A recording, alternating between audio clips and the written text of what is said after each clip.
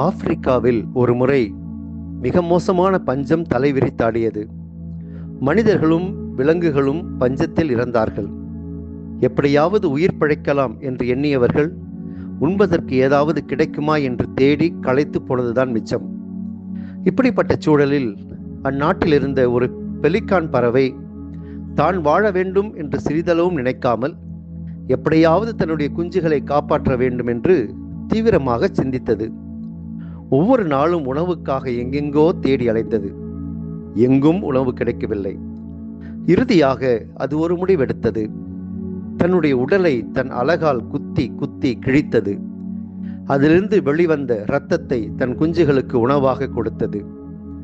அந்த இரத்தத்தை பருகிய குஞ்சுகள் ஆற்றல் பெற்று எப்படியோ அந்த பஞ்சகாலம் வரை சமாளித்தனர். பஞ்சம் தீர்ந்த போது அவை பறந்து சென்று அவைகளுக்கான உணவை தேடிக்கொண்டன. இந்த பெலிகான் பறவை தற்கையளிப்பின் அடையாளமாக விளங்குகிறது. தன்னுடைய குஞ்சுகளின் நல்வாழ்வுக்காக தன்னையே தியாகம் செய்த இந்த பெலிகான் பறவை தியாகத்தின் தற்கையளிப்பின் அடையாளமாக திகழ்கின்றது.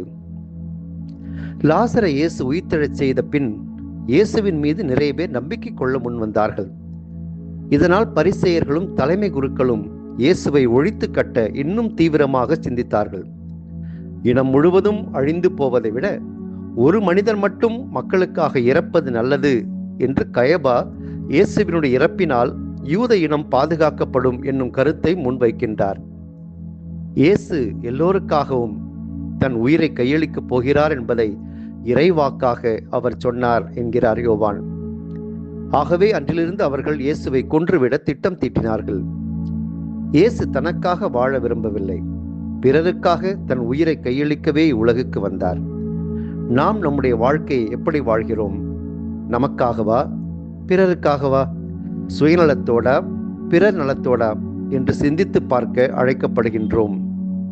பெலிகான் பறவை போல பிறருக்காக, பிறர் நல்வாழ்வுக்காக நம் உயிரையும் கொடுக்க நாம் தயாராக இருக்கின்றோமா?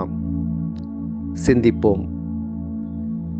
எங்கள் அன்பு தந்தையே இறைவா, பிறருக்காக வாழ்கின்ற வாழ்வே அர்த்தமுள்ள வாழ்வு என்பதை உணர்ந்து தன்னலம் தேடாமல் பிறர் நலத்தோடு எங்களையே கையளிக்க தாராள உள்ளத்தை எங்களுக்கு கொடுத்தருளும். ஆமென்.